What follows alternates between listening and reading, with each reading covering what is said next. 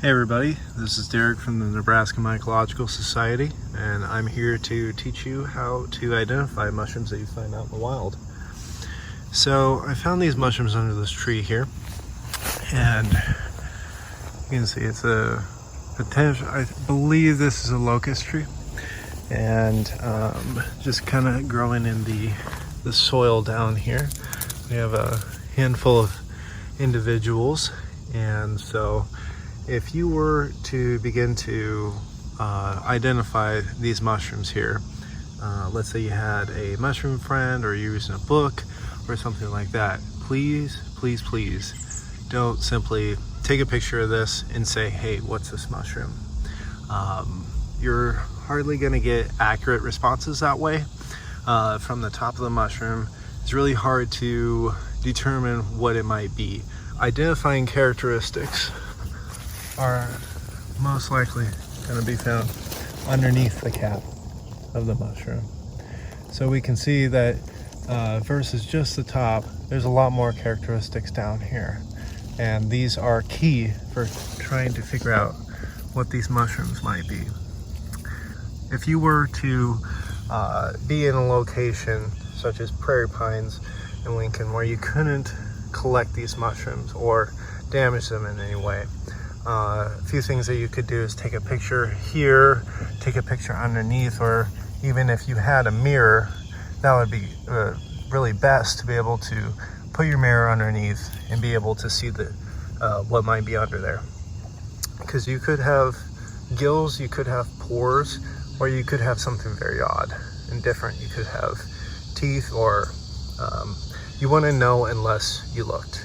And so I'm in a location where I can actually collect these.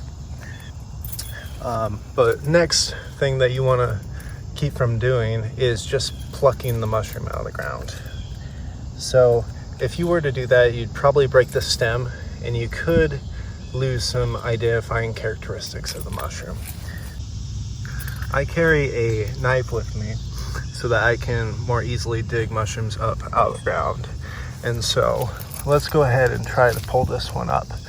And so the rule of thumb here is to dig, not pick. So try and find where the base of the mushroom might be. And it may be way deeper than you originally thought, because some mushrooms actually dig down even a foot with a taproot looking thing.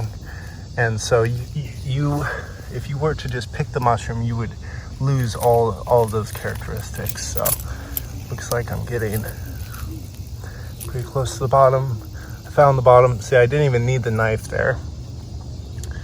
And now look at all these other characteristics that we pulled up. So the mushroom has a bulbous base. It's got a skirt around it, and this is called an annulus. And here, let's try and get a better picture of it here. And you can see that the gills are free. They're not extending down the stalk. So that's another important characteristic. And it looks like the gills are dark. You might be able to even find some spores fallen on the annulus. So if you were to want to take a picture now, this would help a lot if, let's say, you put your keys or any other items like a quarter, penny, or anything to try and grab an idea of scale in the picture, and having mushrooms from different ages, different orientations, so that you can gather an idea of the life cycle of this mushroom.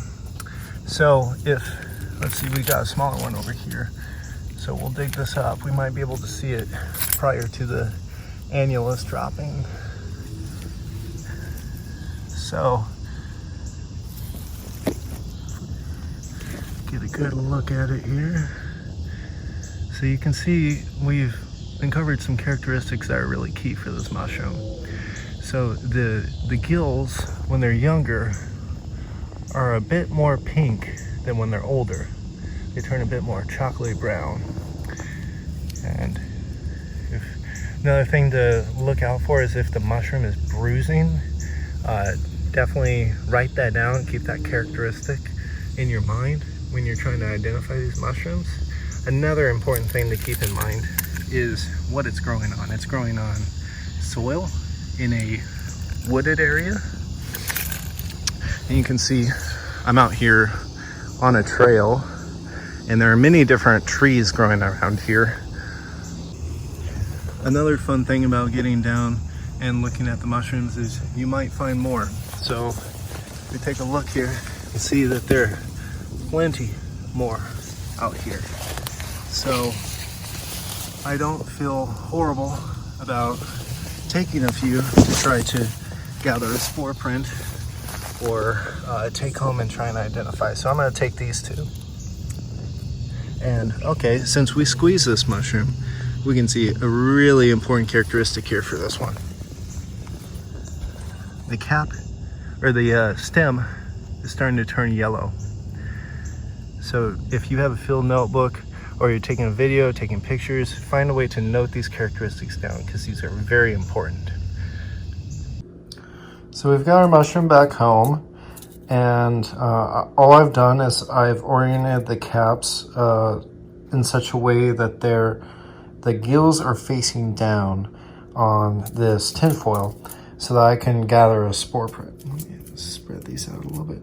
I added a drop of water on each one of them just to kind of add more moisture so that they could possibly drop more spores, because mushrooms will need condensation for the mechanism that actually dispels the spores from the gills.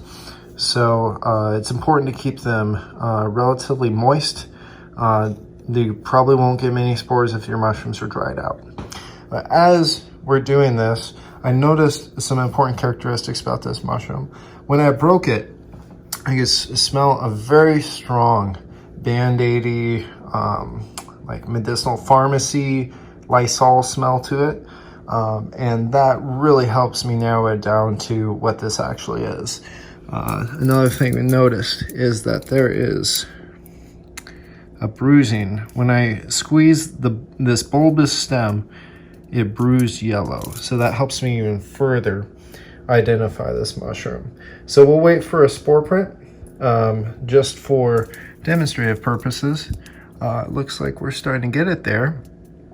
If you can see those lines there, that looks like a chocolate brown to me. We'll leave this overnight to try and get a really good spore print on it. And you definitely want to cover your mushrooms while you're doing a spore print.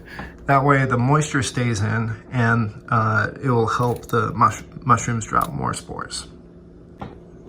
One more thing that I noticed, a mistake that I made in making this video, is you really don't want to have a bunch of dirt in your specimens.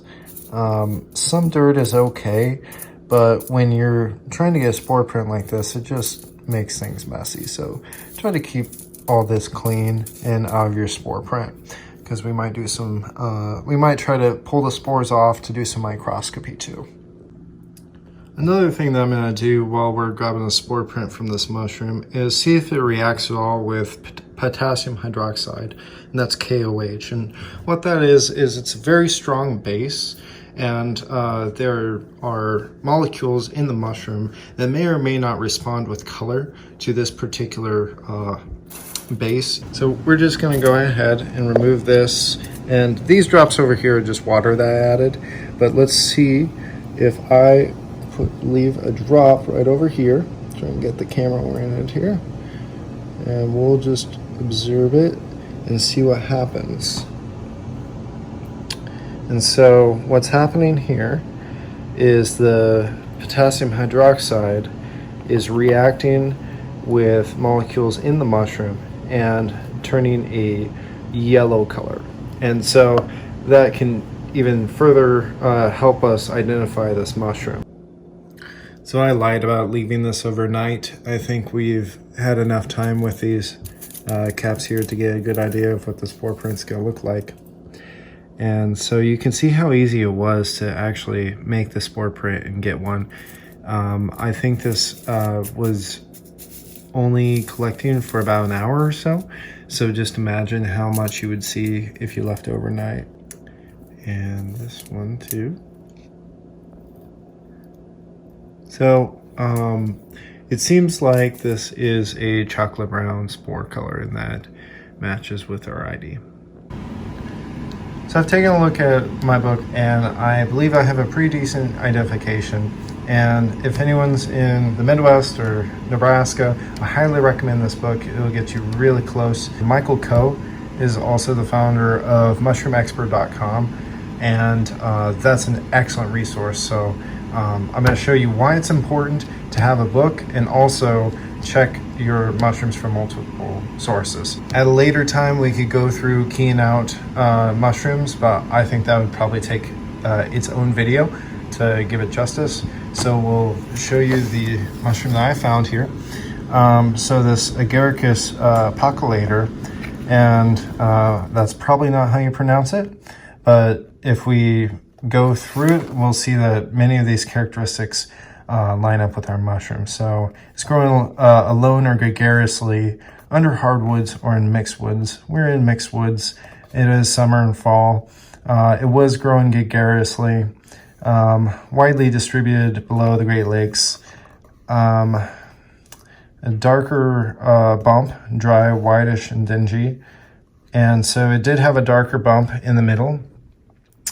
The gills are free from the stem, close white becoming pinkish. We found that smaller one that was pinkish and then brown, and a whitish partial veal, which is this right here, and the flesh was white, bright yellow at the stem base. We found that it did bruise yellow at the base, and then when we come over here, here's some major characteristics. Has a phenolic smell, and that's the Lysol or pharmacy or Band-Aid smell that we were talking about. It does do a chemical reaction with KOH and turn yellow on the cap surface.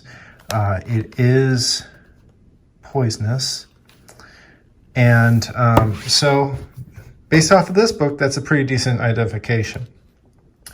Now, if we look online at mushroomexpert.com at that same species, we'll see that it does look a little bit different. And then when we start looking at the descriptions here, Michael Coe actually says that his treatment of Agaricus paculator in mushrooms from the Midwest is actually a treatment of Agaricus leptocallius. And so if we take a look at that one, which I have right over here, that looks very much like our mushroom. And bruising at the base, reaction to KOH. We haven't got the spores yet. So we can be pretty confident that this is in Agaricus leptocallius. Are we 100% sure? No. That's where doing DNA work or any other additional herbarium efforts would be useful. If you're from the Nebraska area and you're interested in learning more about mushrooms, you can come to nebmyco.com. That's nebmyco.com. And we've got instructions on how to join. We've got resources. We've got a calendar that describes everything, all of our social links. I definitely recommend joining our Discord server. We do a lot of discussion on there. And thanks for watching, and I hope you have fun identifying mushrooms.